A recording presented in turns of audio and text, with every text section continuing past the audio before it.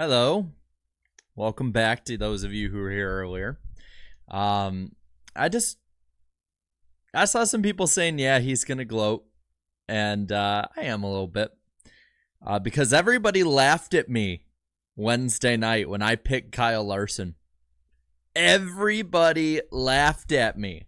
Now, I will say SVG, I think because of the cautions, was robbed. He should have won this race. I am fully aware of that.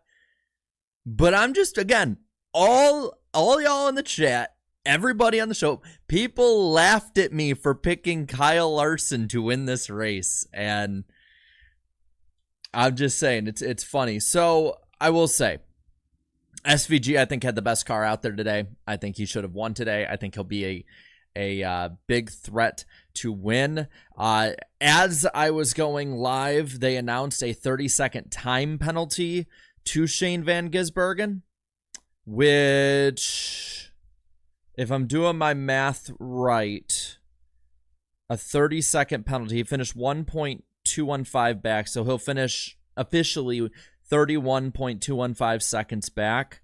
I didn't have enough time to correct it, but I believe that will relegate him to a 28th place finish. So we will have the results going up over. These will be the unofficial results until NASCAR puts them to where they should be. But unofficially, I do believe he will be 28th position when all is said and done and recorded. But, wait, is there a fight?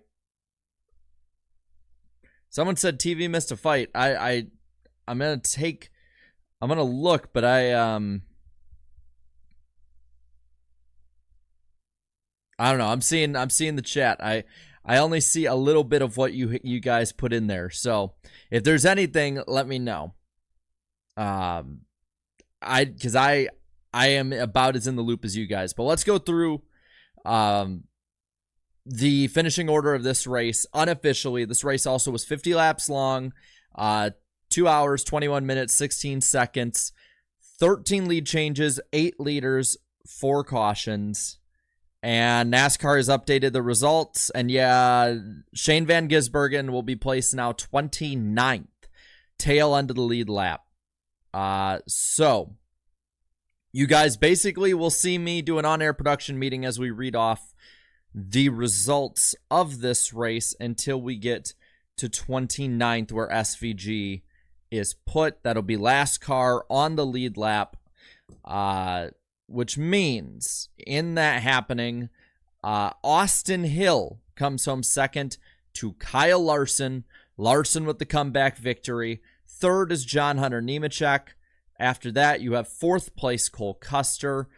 Parker Kligerman with the top 5 today. Jesse Love with a 6th place run. That also moves somebody that they had highlighted a little bit here. Austin Green. Well, now they moved him back up to 2nd, so I don't know what the hell NASCAR's doing. Unless they've changed their officiating. But we're just going to roll with it as it's coming in. They're still up in the air on where it all is. But we're just going to roll with this and just put them at tail end, and if needed change, we'll change it. The glories of being live. Austin Green, though, in the 7th position on the day. Then you got Chandler Smith in 8th.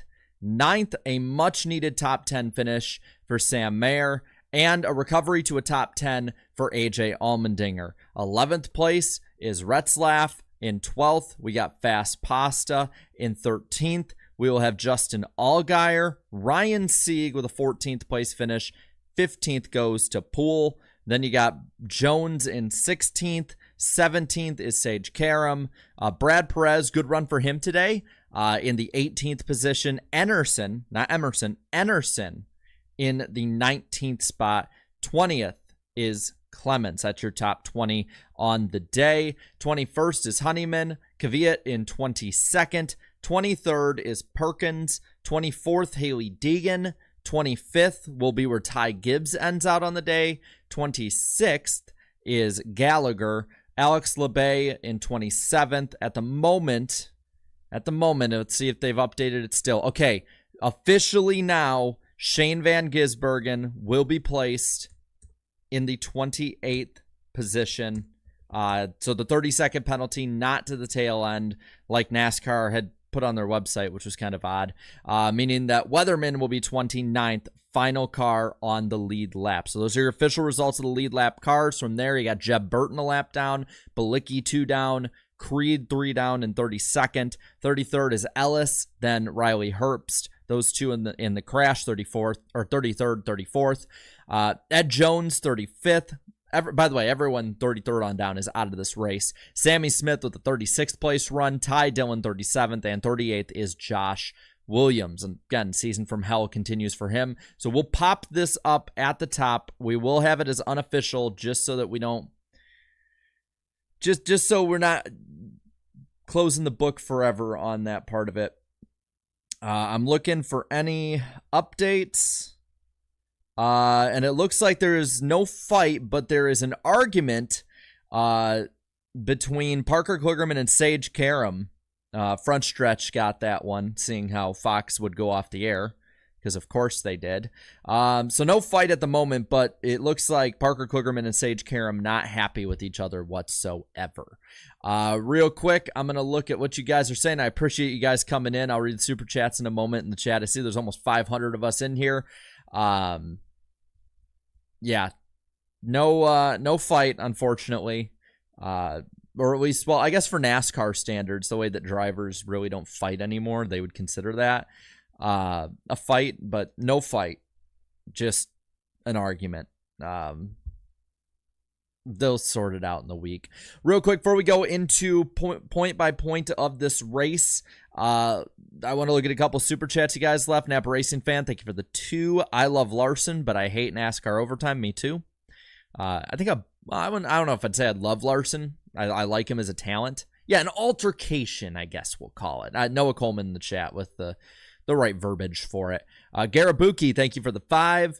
SVG got that one stolen. With Lame Brains crashing for 30th, then Hill pile driving him in turn 1. Such an annoying end. I gotta admit, even though I picked Larson, I did want SVG to win. Like, it's just fun when he does well in this side of racing. We also got Antar Das. Thank you for the 2. NASCAR needs a 3-second, 5-second, and 10-second penalties. Maybe. I don't know. If you don't want him to drive there, put something that can make them not drive there. Like, I don't know if it's because it's an F1, like FIA track that they can't mess with it or whatever.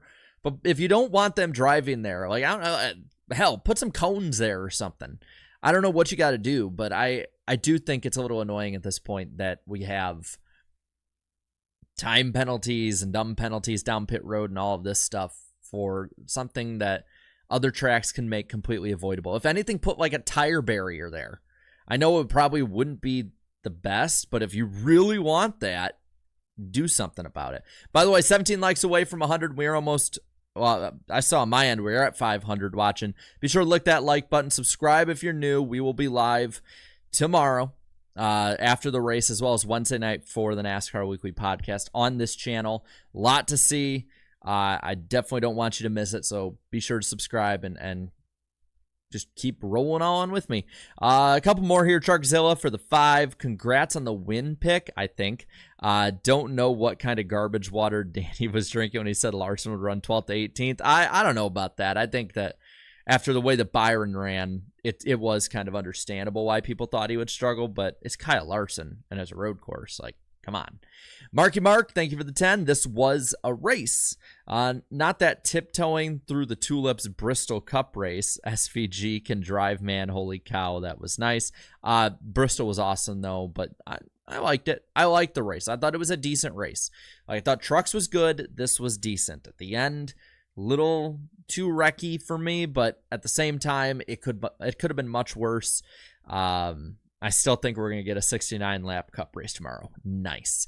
Tyler, thank you for the 10. All of that for a Larson win. Great finish, and congrats to him and you. Thank you. But overtime needs to be abolished. So sick of this Mickey Mouse crap robbing drivers who are legitimately better. I won't ask much about overtime because I know where y'all stand on that, but I do want to know, because I won't put a poll out officially about this one. Did you think that the COTA Xfinity race was good. I'm talking about the race itself, not just the finish. So did you think it was good? I'll just put yes or no. Here's the poll right now as we finish up these super chats here below the apron for 5. Ironic.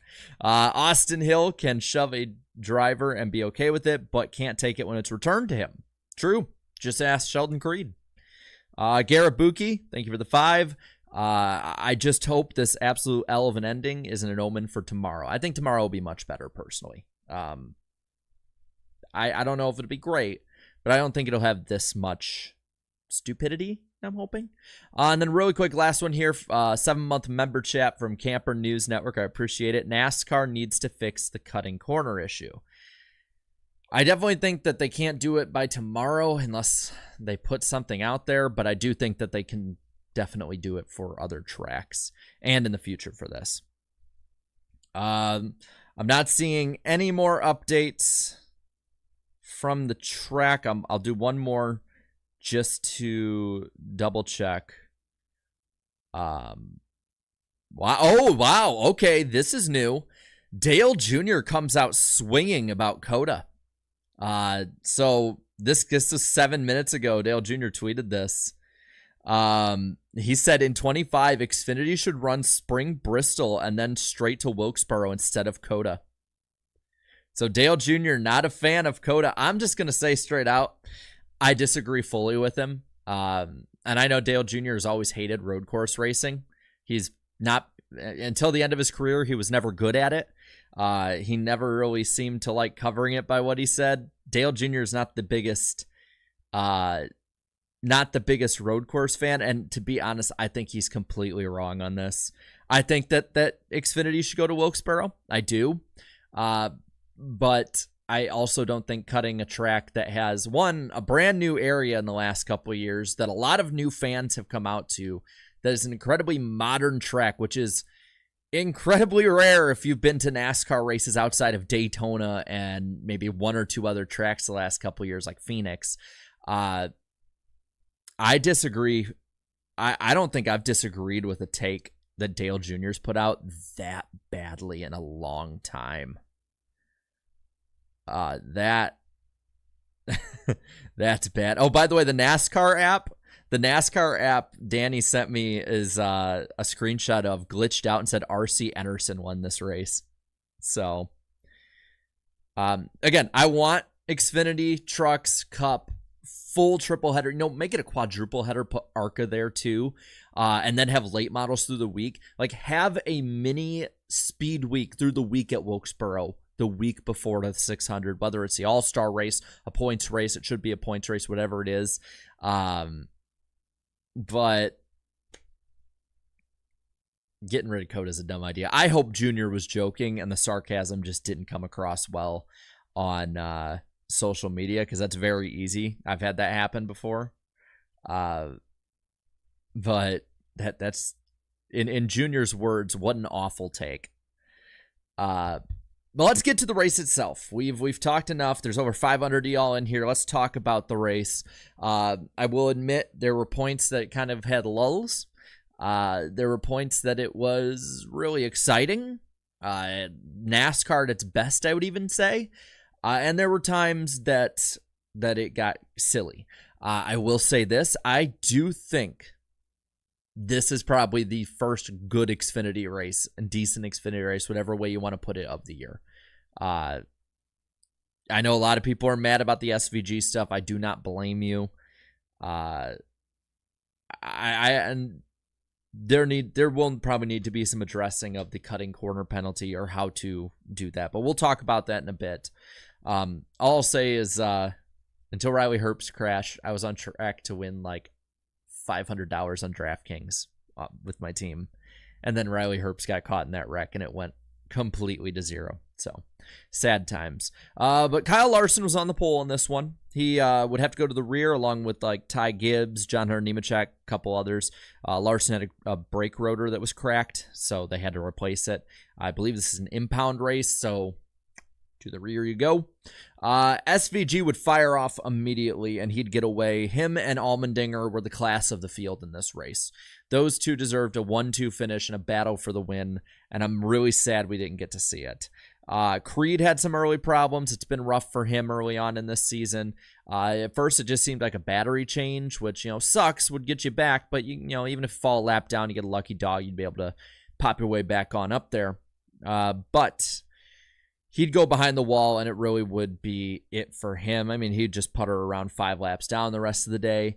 But it was AJ Allmendinger and SVG up front. SVG led the first 10 or so, and then he made a mistake, and AJ would slide by him, and they were mirroring each other's lap times. Like, it was clear these were the most even when it came to equipment, talent, all of it, most evenly matched drivers of the day. And it was really a chess match for the first 80% of this race with them up front 1-2. But of course they would pit along with a lot of the leaders, and Parker Kligerman would win stage 1 over Sammy Smith, Sage Karam, Parker Retzlaff, and Riley Herbst. Then you got Hill, LeBay, AJ Allmendinger, Balicki, and Shane Van Gisbergen still. So AJ and SVG still top 10 in stage 1, even after pitting. For those of you who might get annoyed by me saying SVG so much, it's just to say it quicker. Saying Van Gisbergen over and over and over again, it would take up time that we don't really need to take up for it. We get back to stage 2. AJ Allmendinger at this point is probably the class of the field. His car is the best through the middle portion of the race. You got Larson, you got Shane, you got Gibbs. Top 4 up there are just under a blanket in their own league. And they were battling really, really well. At one point, the top 3 are under a blanket. And it is, again, not much that you could say of like crazy moments, wrecking, all this other stuff. But I think it would be disrespectful to how good they were running to not talk about just how incredible those guys up front were racing each other. It was a pure chess match of a road course race. Again, NASCAR and road course racing at its best. Yeah, a couple guys maybe went off track. A couple guys got spun early on. But this, to me, was what we were hoping for when we heard that Shane Van Gisbergen and AJ Allmendinger were going to go head-to-head at road courses all year in Xfinity. And I could see you guys in the chat. I could see you guys in, on Twitter, some of you. I could see people that I don't even follow. Like, everybody liked that. Like, it's the full meme of it. Of course, they pit again. At the end of the stage, they're racing for the win. And initially, Brandon Jones is the winner of the stage until they announce he has a penalty. He went off course by like 2 inches. So they put him to, I believe, the tail end. And it's Riley Herbst who gets the stage win over Custer. So 1-2 for Stewart-Haas Racing. Then AJ Allmendinger, Kyle Larson, Shane Van Gisbergen, Alex LeBay, Sieg, Balicki, Gibbs, and Chandler Smith, your top 10 in stage 2. Just a total normal JRM, implosion. I don't know if implosion's the right way. Choke, I don't know if that's the right word, but just constant problems. And I will say the penalties did start to get on my nerves by the final stage. It was like every restart there was somebody, even if they got shoved off and it wasn't their fault. Every long run, somebody might have like just slid because their tires were worn, never gained anything. If anything, a lot of people who cut the course, I'd say, lost. But ultimately that screwed over Jones. So 13 to go. We start the final stage. It is the 16 and the 97, and AJ gets the lead. Larson gets to second, and SVG third. Gibbs at this point has faded. His car just wasn't up to snuff towards the end. And so they start, again, top 3, battling under a blanket. Great, great stuff to watch. And to be completely real with you, the 97 just puts a clinic on the 17 on how to set somebody up and pass him in that kind of situation. I mean, just absolutely perfect pass by him. And so he's going one-on-one with AJ, gets by him with 9 to go, and it's looking like he is off to the sunset. It's his race to lose. There is nothing, only a brick wall could stop him now, and its name is a caution. And at this point, it's Ed Jones, spun by Weatherman. He's got fluid leaking, stops on track. He's done for the day. And this leads to overtime. You got to flip the page to. So close, just having one-page notes.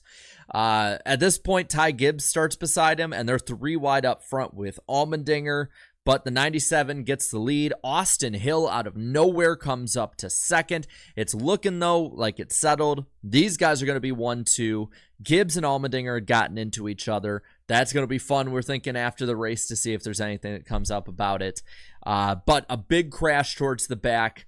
We have the 98, the 43, 42, 07, 29, and 81 all involved in it. 6-car crash. I believe by my tally. I could see it at the top of the screen, but I didn't know how bad it was. Fox, I think rightfully so, was showing the battle for the win. Had this been lap 1, I think that would be too much. But I think that Fox made the right decision there. They screwed up with camera angles and different stuff in trucks and in this race. But I think it was the right move to cover the guys leading and then cover the crash. But another update here. All right, we got to update the finishing order one more time. Big stuff. This will for sure impact how you view this race. RC Enerson has a 30-second penalty as well, moving Shane Van Gisbergen up another spot. So we will update the finishing order one more time. Enerson had finished 14th, by the way. Or 19th, I should say, by the way. So anyone 19th on back has had their position changed in some way. So SVG now a 27th place finish today. RC Enerson with a 28th place finish today. God, man. Weatherman really fell way back. He must have been spun or something. We just didn't see it. So I will, on-air production meeting again, change that, pop it up, and you have the updated finishing order one more time. This is just that kind of race, man. Just that kind of race. But you know what? Whether it's a top guy or a guy in the back, we will give them a shining light on these post-race shows. And it was a good way to stop right before we get to overtime number 2. We'll get to that and then read some super chats, and I'll keep looking at you guys in the chat, see anything funny. Spencer's funny. The famous on-air production meeting. Let's see. These penalties are really dumb. Okay, we're going to end the poll here, by the way, for if you thought COTA was a good race for Xfinity. 87% of almost 370 voters saying yes, 13% saying no. I think we got our favorite Xfinity race so far of the year, overall popularity-wise. And again, I'm just keeping the corpse of Twitter open for the moment just in case anything changes. But wow. This is insane. There's a lot of people that are going after Dale Jr. That's crazy to me. That is nuts. And I don't have the audio on right now, but AJ Allmendinger got interviewed by Bob Pockrass. He looks pretty mad. I don't know what he's saying. Maybe he's saying nice stuff about him, and he just looks mad saying it. But it's going to be fun seeing those two race tomorrow together. Yeah, that's crazy to me though. I'm sorry, Dale Jr. getting stuff thrown at him by fans. Like, good on fans. Good on fans for standing on what they actually think rather than just being a bootlicker. I like that. Dale Jr. Noah said in the chat, Dale Jr. hasn't gotten this much backlash since he caused the big one in 2009 Daytona 500. Nicholas Hicks, NASCAR, let's penalize everyone. Yeah, there's a great tweet. If you haven't followed him, if you're on Twitter, Avery Hage, great account, for NASCAR stuff. He has a lot of great takes on there, and this is one of them. NASCAR is the only motorsport that simultaneously has no track limits and unnecessarily harsh penalties for track limits. Yeah, I think he hits the nail completely on the head on that one, which is perfect because now we will head on into the overtime, second overtime here. And then we'll get to those super chats, and I'll keep an eye on you guys. What did Dale Jr. say? He said that Xfinity should not go to Austin and instead should go straight from Bristol to North Wilkesboro. And a lot of people are not happy. I know. And for those that are like really, really upset, take a little bit to cool off. I know how it feels. Like I said, I picked Larson. I wanted SVG to win, though, but Alessandro Jr.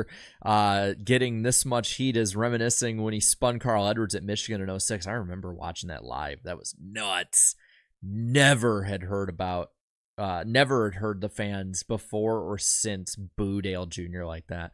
But let's go to overtime number 2. We don't want to get too far off track like many of the drivers did today. It is Sam Mayer on the front row with SVG. Going into the corner, though, Austin Hill roughs him up, gets the lead. SVG is wide now. Sage Karam is beside him, but he does clear him with about a lap and a half to go, and it at this point is 21 versus 97. But wait, we hit the white flag, and who is that in third? Kyle Larson, out of nowhere. Top 3, under a second apart in the last lap.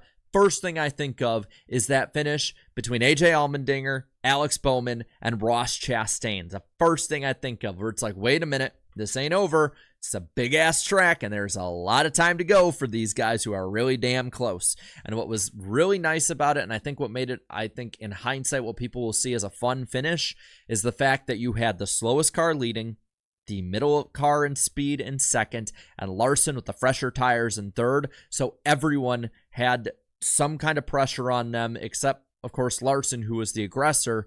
But I think you also, in that sense, had, I'd say at least 2 of the 3 were the right drivers to have for this kind of finish to make it entertaining.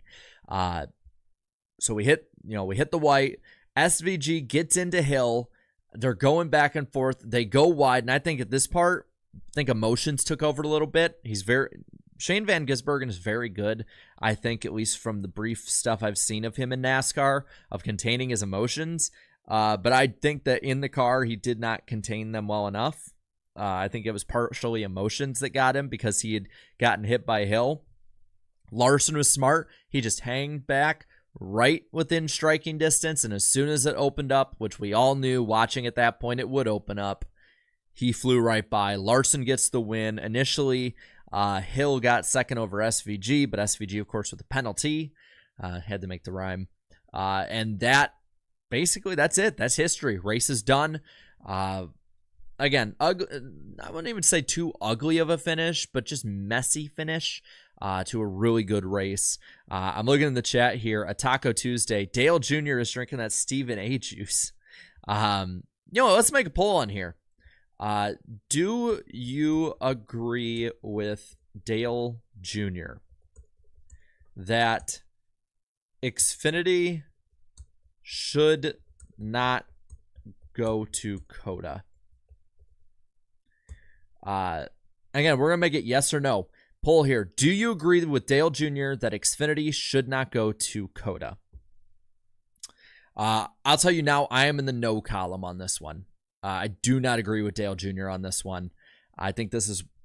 I hope he explains it better on his show. I will definitely watch that. But I'm surprised how much I disagree with Dale Jr. You know, if you've watched this channel for a while, you know I'm a big Dale Jr. fan. Have been for a long time. But this is one I can't align with, man. And I hope he explains it, because if he explains it well and it's not just his member berries about how Wilkesboro was 40 years ago when he was a kid, like, I would like to hear a little nuance in this. Twitter is terrible for nuance. So I would want to hear that part of it, though. Real quick, let's get through some of these super chats. Chrome Diesel for the 2. Second stage break was atrociously long, 19 minutes. Yeah, stage caution still shouldn't be at the at least an Xfinity and truck. There's no reason for 20-minute, 30-minute cautions like there can be at this track. Mittens back from the dead here for 2.